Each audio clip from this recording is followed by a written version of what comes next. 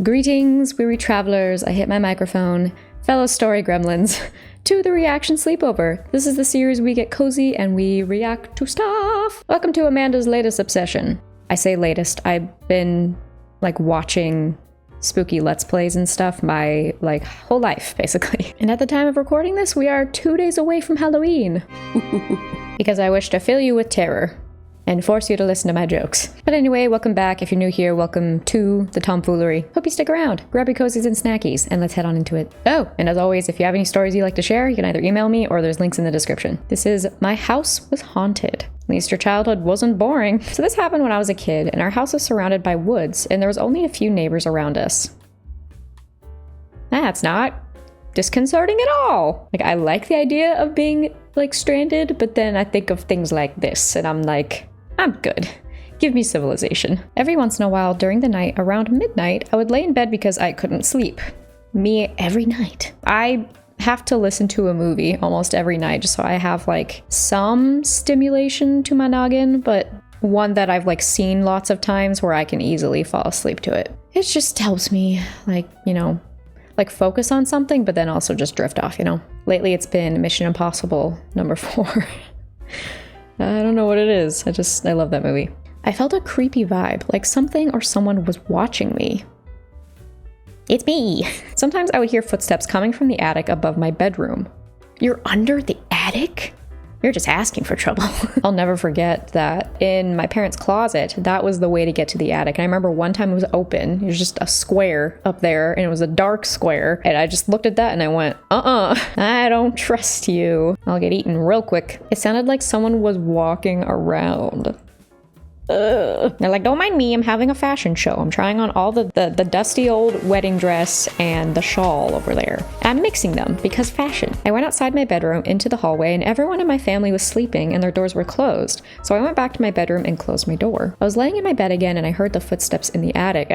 Who's bumbling around up there? Then I heard something fall in my closet.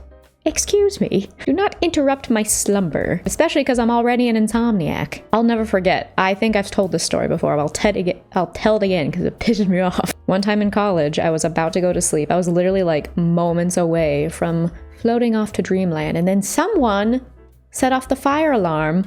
Get this, because they were microwaving a mac and cheese thing, and they forgot to put water in it. Yep. So the fire alarm went off when they put it in the microwave, and then we all had to go outside in the snow at 11 p.m.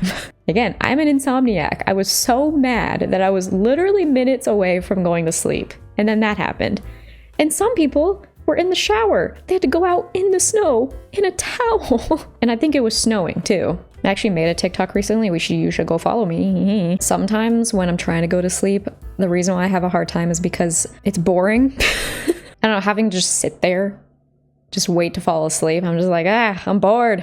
Just my inner toddler coming out, I was so scared that I ran into my parents' bedroom and woke them up. They were confused at first, but then I explained to them what I heard. My mom and dad said it was probably just my imagination and they didn't believe me. Oh, that reminds me. Dude, I swear. One Christmas Eve night, I had heard thumps on the roof. I swear I did.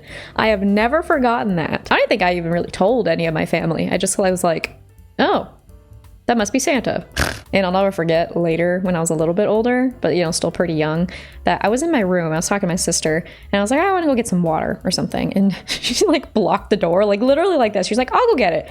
Her eye twitching. And in the distance, I could hear the faint rustling of paper. Like, okay, you guys think you're so sly. You schemers trying to keep me from seeing the truth. I'm allergic to this buffoonery. You can't fool me. They walked with me back to my bedroom and looked around my bedroom, and then they went inside my closet. There was a board game that had spilled over all of the closet floor. Ugh. All those pieces. Imagine if it was Monopoly. Ugh. The worst ASMR you've ever heard. It was at the back of the shelf at the top of my closet, so there was no way it could have fallen without someone pushing it off.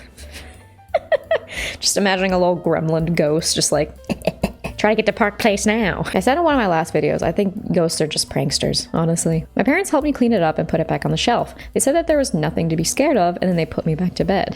They went back to bed too, and a few minutes after they left, I said that so weird.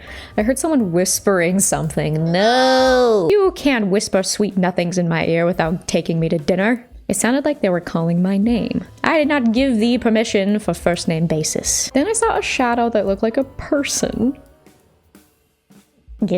Walking across the wall by my closet. Wait, on the wall? I thought it was a ghost. And I started freaking out again, and I grabbed my pillow and blanket and went to sleep on my parents' bedroom floor. I don't blame you. After that, I slept on their floor a few more nights.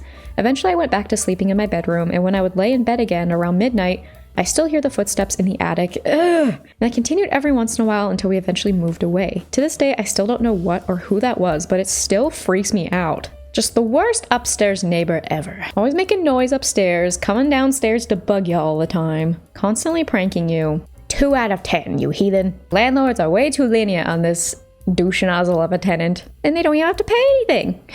Imagine though if ghosts did pay the rent. They just, I don't know, what would they pay you in? Buttons and dust bunnies? Whatever they're able to actually pick up. Although some ghosts can move physical objects, so maybe they just scoot a really crinkly dollar bill across the floor. Something tried to get into our car. Ew. Throw salt in their face. This happened to my best friend and I when we were 16. It was the weekend and we lived in rural Montana. So you're already in the middle of nowhere anyway. We heard that the Milky Way would be brightly on display that night, so we hopped into my car and decided to go park on a back road with a light. Wait, I didn't breathe that entire sentence. And decided to go park on a back road with little light pollution with some snacks and enjoy the show. That would be so cool. I had a 2001 Toyota Echo and it was my pride and joy. I opened up the sunroof and we found a nice little pullout on a gravel road that I had driven well over 100 times. We locked all the doors. Good. Always lock the door if you're alone in your car. Put our seats back and stared up at the beautiful starry sky as we chatted and ate our snacks. That's so cute.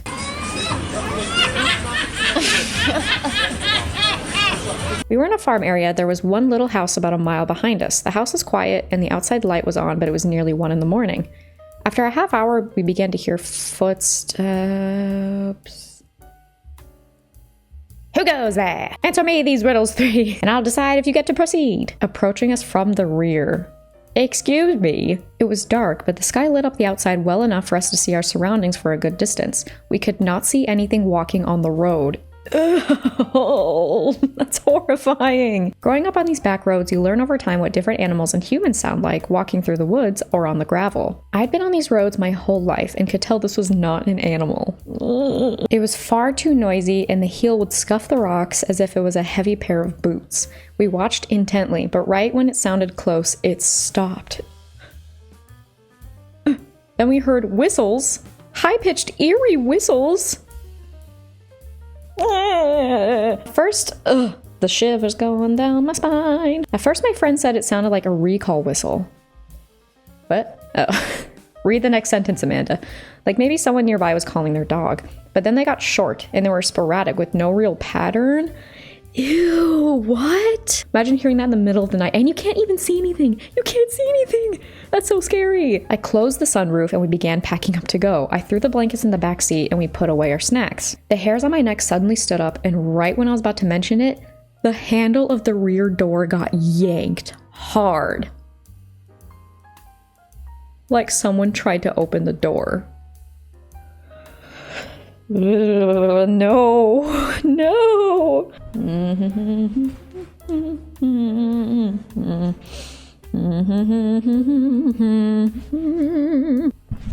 This is fine. Emergency protection blanket for me. It snapped like it was let go hurriedly.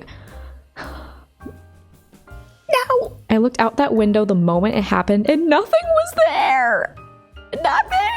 That's so freaking scary. Like, what do you mean nothing was there? There was nowhere to hide. My mirrors are pointed in all the right places, so I had a good view no matter what angle I looked and we didn't hear anyone run away.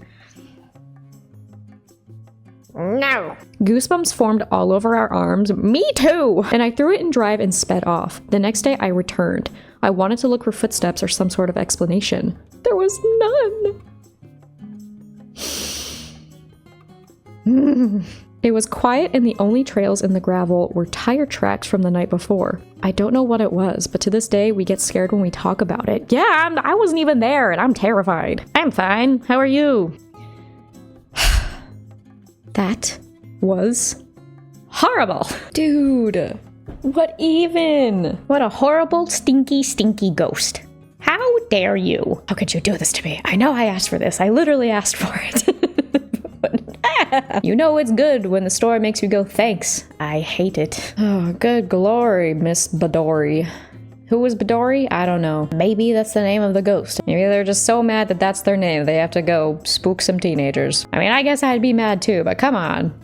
Come on, Badori. And finally, we finish with, I had 2 ghost friends as a child. I hope this is wholesome. As the title reads, I had 2 ghost friends as a child. I will recount the memory as I explained it to my mother. When I was in middle school, my brother, mother, and I went out to dinner one night. We were a military family, so we were just recounting and discussing all the places we have lived so far and the people we met along the way. I brought up the very first house I ever lived in and the 2 friends I had there. My mom had this strange look on her face. And I asked what was wrong. She asked me to tell her what these kids looked like. They were twins, or at least a very similar age. What in The Shining? The girl wore a sort of bonnet with a little dress. I don't remember shoes. The boy wore overalls and a little shirt. They didn't look the same as me. As you. I'd be concerned if they looked like you. What in the Pilgrim Shining? I know I would be freaked out if that were true. Come, favor us. No! Begone, you imposters. You can't fool me. There's only one with this beautiful face, and it's me. My mother, who was very much a believer in the paranormal, so she knows what that is. You know what she's about to say. Said those children I remembered were actually ghosts. I was shocked, to say the least. I had remembered spending many days with these 2 kids. I told my mom how they used to tell me bedtime stories. Cute, but also meh. And I remembered exactly what my room looked like at the time. I remember the furniture I had, the position of my crib? Crib? How old were you when you played with these kids? That must be like toddler, I guess. It's definitely spooky, but they seem sweet. Just like that secondhand store video I made. That one is one of my favorite stories, like, to date. Of, like, just any stories I've read. You should go watch that. The light from the hallway would shine into my room, and where the door was in relation to it. I remember because 2 kids would sit right where the light came in. Again, it's sweet, but I hate it. Just 2 ghost children standing in front of a light. Like, I'm sure you're very nice, but that doesn't stop you from being creepy. Because these 2 kids would sit where the light came in and talk to me until I fell asleep. Every night. Wow. I mean, yeah, they got a friend they can talk to. That's sweet. If I were a ghost and there was some kid that was really nice to me, I'd talk to them every night too. That just made me picture, like, if I was a ghost somewhere and I was haunting someplace. In the distance, they just keep hearing my little gremlin laughs and jokes. Everyone moves away, not because they're scared of me, but just because they're really annoyed. Because I never shut up. I'm like, no, another friend gone. Because I never shut up about my Lord of the Rings references and jokes. My mom told me about how I'd play with them, or how she would give me a bath and I would look over her shoulder and wave to them. As an adult? That, like, I'm not a parent yet, but, like, picturing that? No! Although I guess if she could sense they were good spirits, like, that's chill, I guess. But still, giving your child a bath and they look over your shoulder and they just wave at something that's not there. Ugh, kudos to you, lady, because, like, no. She said she had no fear of them as there was nothing evil there happening. They're basically just, like, cats. They're just there until they're not. And then they're there again, just doing their own thing. She noticed that I stopped talking about them or to them, and she asked me one day what happened.